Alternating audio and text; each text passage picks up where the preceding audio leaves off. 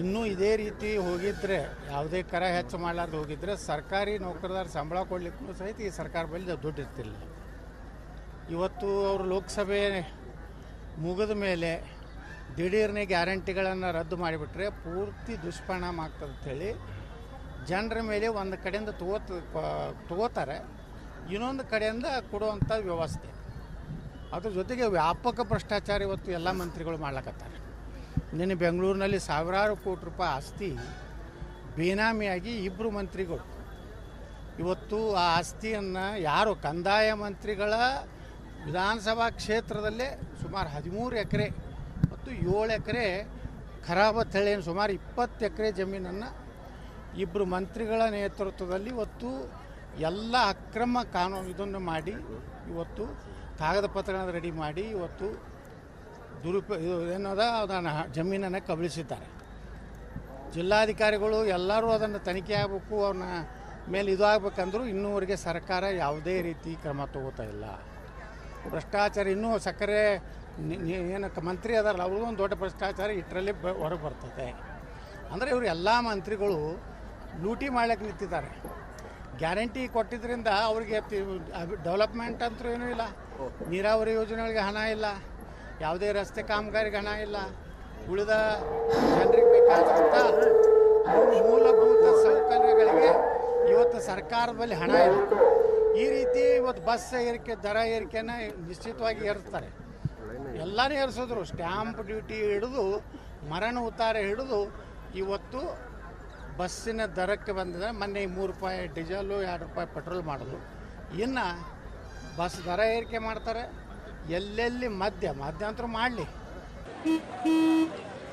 ನಡಿ ಈಗ ಶುರು ಮಾಡೋಣ.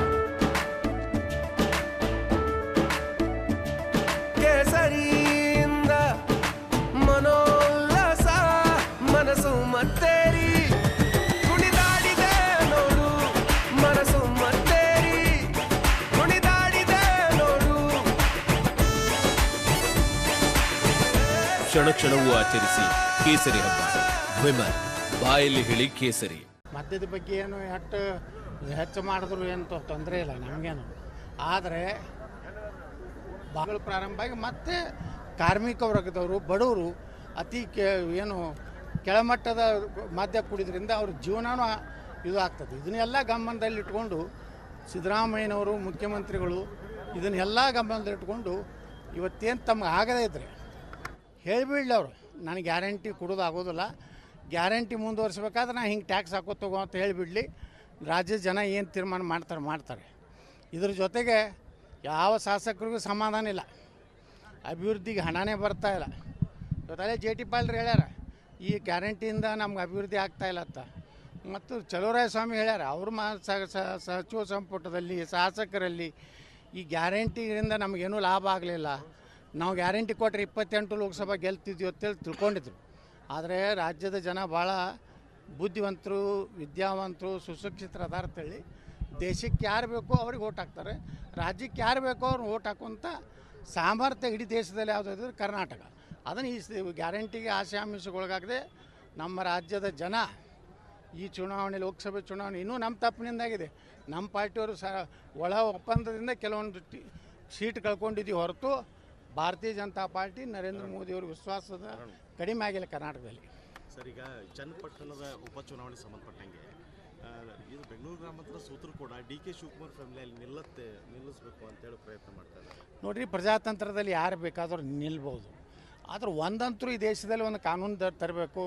ತಿದ್ದುಪಡಿ ಏನಂದರೆ ಕಾನೂನಿನಲ್ಲಿ ಅದೇನೆಂದರೆ, ಒಮ್ಮೆ MLA ನಾ ಈಗ ಇದ್ದೇನೆ, ಬಿಜಾಪುರ MLA ಇದ್ದೀನಿ, ನಾಳೆ ಯಾವುದೋ ಒಂದು ಕರ್ನಾಟಕ ವಿಧಾನಸಭೆ ಯಾವುದೋ ಒಂದು ಉಪಚುನಾವಣೆ ನಡೀತಾ ಅಲ್ಲಿ ಹೋಗಿ ನಿಂದಿರ್ತೀನಿ ಅನ್ನೋಂಥದ್ದು ಇದು ಒಳ್ಳೆಯದಲ್ಲ. ಇದು ಕಾನೂನು ತಂದು ಒಂದು MLA ಅಥವಾ ಒಂದು MP ಅಲ್ಲಿ ಹಾಲಿ ಇದ್ದಾಗ ಮತ್ತೊಂದು ವಿಧಾನಸಭೆ ಅಥವಾ ಲೋಕಸಭೆಗೆ ಸ್ಪರ್ಧೆ ಮಾಡುವಂಥ ಅವಕಾಶವನ್ನು ಚುನಾವಣಾ ಆಯೋಗ ತಿದ್ದುಪಡಿ ಮಾಡಿ ಕೊಡಬಾರ್ದು.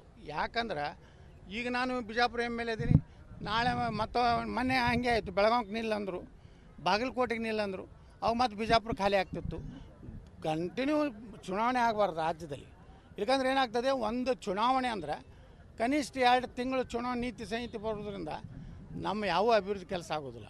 ಅದಕ್ಕೆ ನಾವು ಚುನಾವಣಾ ಆಯೋಗಕ್ಕೆ ವಿನಂತಿ ಮಾಡ್ಕೋದೇನೆಂದರೆ ಯಾರು ಸಿಟ್ಟಿಂಗ್ MLA ಸಿಟ್ಟಿಂಗ್ MP ಏನದಾರ ವಿಧಾನಸಭೆಗಾಗಲಿ ಲೋಕಸಭೆಗೆ ನಿಲ್ಲಕ್ಕೆ ಅವಕಾಶವನ್ನು ಕೊಡಬಾರ್ದು. ಈಗ ಯಡಿಯೂರಪ್ಪ ಆ್ಯಂಡ್ ಫ್ಯಾಮಿಲಿ ಜೊತೆ ಯತ್ನಾಳ್ ಅವರು ಕಾಂಪ್ರಮೈಸ್ ಮಾಡೋಕ್ಕೆ ಭಾಳ ಪ್ರಯತ್ನಗಳು ನಡೀತಾ ಇದ್ದಾವೆ. ನಾಯಿನ ನೋಡ್ರಿ, ನಾನು ಒಬ್ಬ ಕಾಂಪಿಟೇಟರ್ ಅದೇನೆ.